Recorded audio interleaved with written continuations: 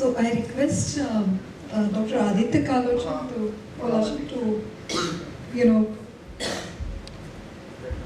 deliver upon the topic museum as center for preserving manuscripts. Thank you. So I think even I have to refer back to Dr. Kalyan Chakravarti, who spoke yesterday about demuseumification. Demuseum. So, I mean, museum is no place for manuscripts.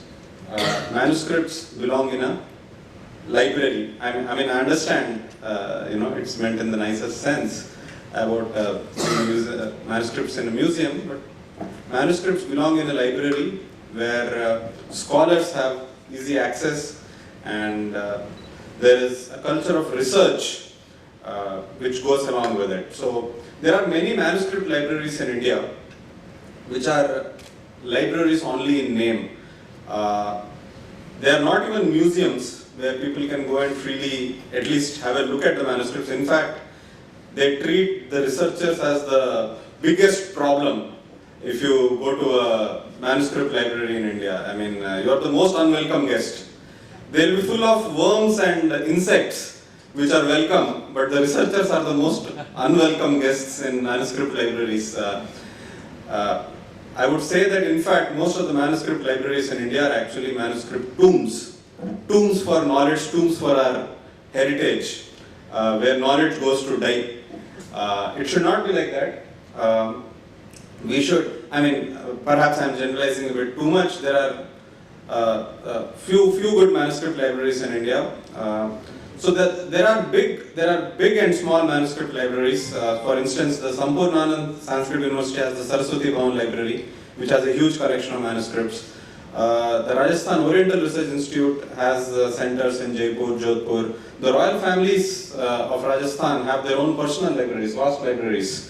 There is a very good library in Thiruvananthapuram, the Kerala Oriental Manuscript Library, again a huge collection. There is a government Oriental Manuscript Library in Chennai.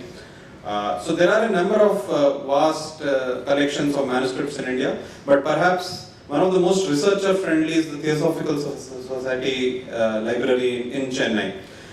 There, the researchers are actually allowed to visit, sit at their leisure, and actually touch the original manuscripts and inspect and then take copies. So I think the inspiration should be something of that sort, where the museum or the library is researcher-friendly.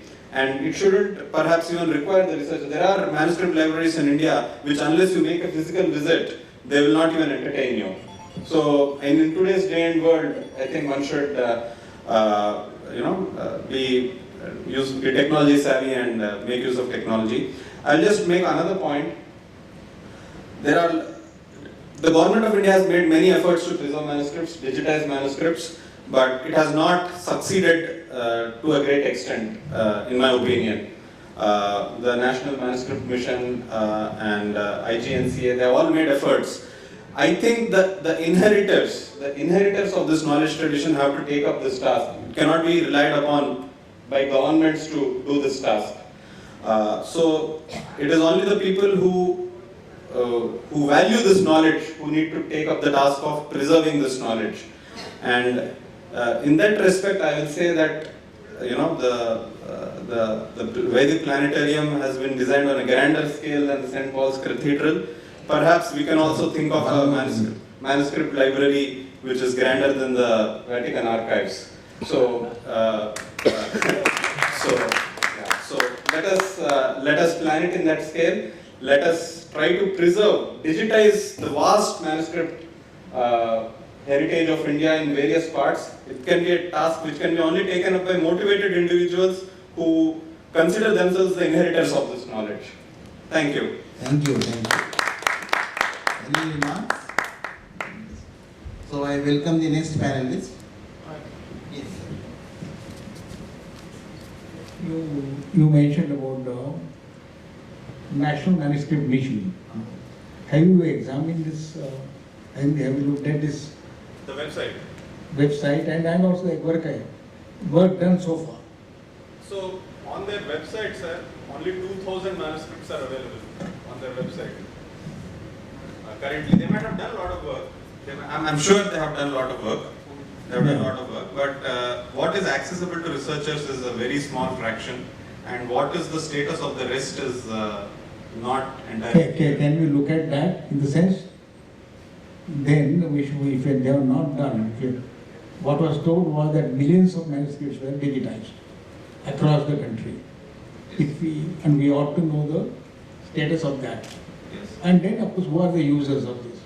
Yes. What would be the use of this, and what should be done for preservation, more important for research, and what we learn from that context.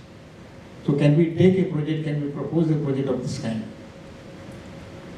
Certainly, I mean, there is a lot of work to be done, and I mean, if some work has been done, we are very happy. It is just that researchers currently don't have.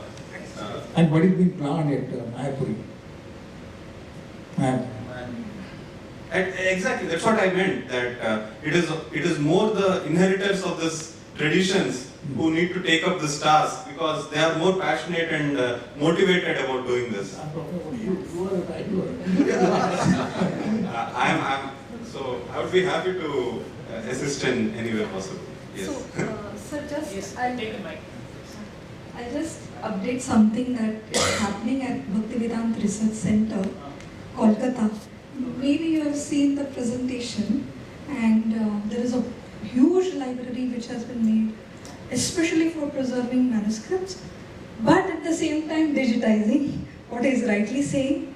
And it's like ahoratra that work is going on, working on manuscripts. Some of the most rare manuscripts are available to see at BRC. We have joined broad pieces of the. Yeah, so it's a huge team of researchers and volunteers who are involved in bringing together, in fact, first collecting, manuscripts, the rare manuscripts which people have inherited from generations together.